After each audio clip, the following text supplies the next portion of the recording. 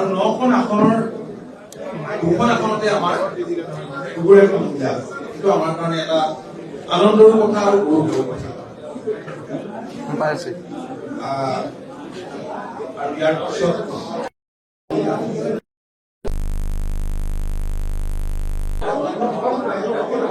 যোৱা 14 অক্টোবৰ দিনটোত আমি সৰ্বৱৰ্তী অভিযান আৰম্ভ কৰিছোঁ। সৰ্বৱৰ্তী অভিযানৰ অগ্ৰগতি আৰু আমি সবাই অধিক তীব্ৰতাৰে অনাগত দিনত সৰ্বৱৰ্তী অভিযান অব্যাহত ৰাখিবৰ কাৰণে আজি সিদ্ধান্ত গ্ৰহণ কৰিছোঁ। ইতিমধ্যে আমি পূৰ্বে লোৱা সিদ্ধান্ত মতে ৰাজ্যখনৰ 52টা বিধানসভা সমষ্টিত দলৰ ৱৰ্কশ্বপ কৰ্মশালা অনুষ্ঠিত কৰিছে আৰু বাকী যিকেইটা সমষ্টিত বাকী আছে সেই সমষ্টিকেইটা 10 দিনৰ ভিতৰত আমি অনুষ্ঠিত কৰিবলৈ সিদ্ধান্ত গ্ৰহণ কৰিছো। পঞ্চায়ত নিৰ্বাচনৰ উপৰিও খুব সোনকালে কেইবাখনো স্বায়ত্তশাসিত পৰিষদৰ নিৰ্বাচন অনুষ্ঠিত হ'ব। এই স্বায়ত্তশাসিত পৰিষদৰ নিৰ্বাচনত যাতে শক্তিশালী ৰূপত আমাৰ দলে অংশ ল'ব পাৰে, তাৰ কাৰণে পঞ্চায়ত নিৰ্বাচন, স্বায়ত্তশাসিত পৰিষদৰ নিৰ্বাচনৰ বাবে দলৰ সভাপতিৰ ওপৰত কৰ্তৃত্ব দিছে, যাতে পৰিচালনাৰ বাবে একোখনকৈ কমিটি অচিৰেই গঠন কৰা হয় আৰু উল্লেখ থাকে যে এই কমিটিয়ে পঞ্চায়ত নিৰ্বাচন আৰু স্বায়ত্তশাসিত পৰিষদৰ নিৰ্বাচনৰ বাবে যাৱতীয় যিখিনি কৰিবলগীয়া কাম কাজ আছে সেই কাম কাজখিনি আৰম্ভ কৰে। মোটামুটি মূলতঃ ইমানেই আজি সভাৰ সিদ্ধান্ত। আৰু এটা সিদ্ধান্ত লৈছে, আপোনালোকে জানে যে জাষ্টিছ ৰিটায়াৰ্ড বিপ্লৱ শৰ্মাৰ কমিটিয়ে যি ৰিপৰ্ট দিছিল, এই ৰিপৰ্ট বহুত দিন ধৰি ৰাজ্য চৰকাৰৰ হাতত আছিল। মাননীয় মুখ্যমন্ত্ৰী ডক্টৰ হিমন্ত বিশ্ব শৰ্মা ডাঙৰীয়াৰ তৎপৰতাত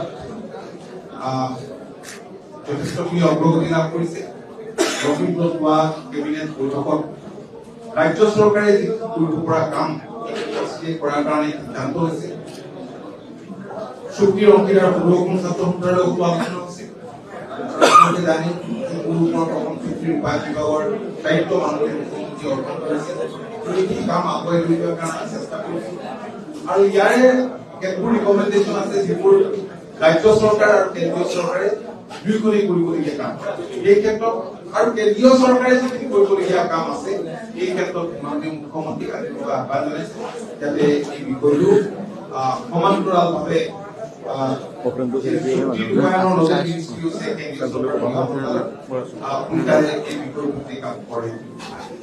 আৰু ইয়াৰ উপৰিও 10 ডিচেম্বৰত অসম গণ পৰিষদ দলে শ্ৰমিক দিৱস উদযাপন কৰি আহিছে ৰাজ্যখনৰ কোনোবা এটা। আৰু এইবাৰো দলে সিদ্ধান্ত গ্ৰহণ কৰিছে যে অসম আন্দোলনৰ প্ৰথম শ্ৰমিক খগেশ্বৰ তালুকদাৰৰ জন্মস্থানত এইবাৰ দলে কেন্দ্ৰীয়ভাৱে শ্ৰমিক দিৱস উদযাপন কৰিব। এইখিনি মোটামুটি দলৰ কৰ্মকৰ্তাসকলে অতি উৎসাহেৰে যোৱা দিনবিলাকত যিবিলাক কাম কাজ কৰিলে এতিয়া তেওঁলোকে সভাত পঞ্চায়ত নিৰ্বাচনৰ মিত্ৰতা কিয় এটা প্ৰসংগ বিজেপিৰ ফালৰ পৰা কোৱা হৈছে যে সমষ্টি পৰ্যায়ত মিত্ৰতা হ'ব পাৰে, গতিকে পৰিচালনা সমিতি এখন গঠন কৰিবলৈ আজি সিদ্ধান্ত লৈছে, দায়িত্ব দিছে। গতিকে পৰিচালনা সমিতিয়ে গোটেইবোৰ নিশ্চয় নিৰ্বাচন এটা ডাঙৰ নিৰ্বাচন। মই এই কথা সদায় কৰি যোৱাবাৰো পঞ্চায়ত নিৰ্বাচনত বুজাবুজি আছে, বুজাবুজি আছে। একেলগে চৰকাৰত আছো আৰু মাননীয় মুখ্যমন্ত্ৰী ডক্টৰ হিমন্ত বিশ্ব শৰ্মা ডাঙৰীয়াই কৈছিল যে পঞ্চায়ত নিৰ্বাচন যথেষ্ট বৃহৎ নিৰ্বাচন, ডাঙৰ নিৰ্বাচন হয় ৱাৰ্ডৰ পৰা। আৰু আটাইতকৈ ডাঙৰ কথা যে এইবাৰ মানে পঞ্চায়তত চিম্বল নাথাকে, প্ৰতীক নাথাকে, কাৰণ ৱাৰ্ড মেম্বাৰ বিলাক প্ৰতীকবিহীনভাৱে থাকিব, দলৰ চিম্বল নাথাকে, চিম্বল থাকিব, দলৰ চিম্বল নাথাকে। বিজেপি হওক, এজিপি হওক বা ইউপিএ হওক, তাৰ দলীয় চিম্বল নাথাকে, বেলেগ চিম্বল থাকিব। কিন্তু টেকনিকেল প্ৰব্লেমো আছে, অৱশ্যে এপি মেম্বাৰ আৰু জেপি চিম্বল থাকিব। এই বিপৰীতে আমি তেনেকুৱা আলোচনা কৰা নাই।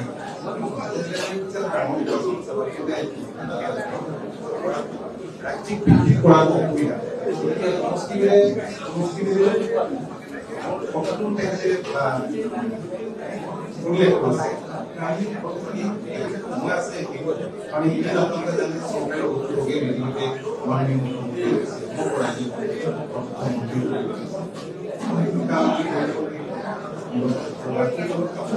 কেইদিনমান পূৰ্বে আমি দেখিছিলো যে সংবাদ মাধ্যমত আপোনালোকৰ ফিডবেক কিন্তু তেজপুৰৰ এটা কিছুমান বক্তব্য ৰাখিছিল সেইবোৰ কথা কিবা আলোচনা খুবই উপস্থিত আছে এইবিলাক আপোনালোকে অলপ মানে তিলটোকে তালটো কৰে বুলি যে কয় আপোনালোকে তিলটো তালটো কৰি দেখুৱাবলৈ যত্ন কৰে চৈত্যপত্ৰ আছিলে মোৰ এটা আছিলে মুকলিমূৰীয়াকে গোটেই কথাখিনি কয় আপোনালোকে অলপ ডাঙৰ ডাঙৰকে আৰু মুকলি থাকে আপোনালোকে হাতে দি চৈত্যই আমাক কৈছে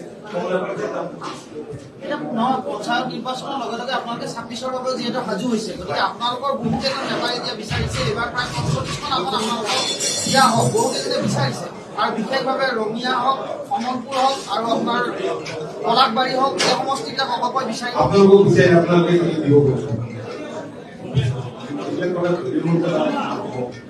দলে মৃত দলৰ লগত কথা পাতিব যাৰ লগত কথা পাতিলে আমি চিন্তা পাম তাৰ লগতে কথা পাতিব লাগিব মানে দলীয় মঞ্চত হোৱা কথাবিলাক আপোনালোকে ডাঙৰ ডাঙৰকে শিকি আৰু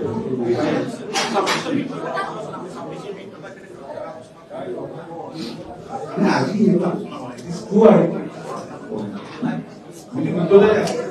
দুহেজাৰ 16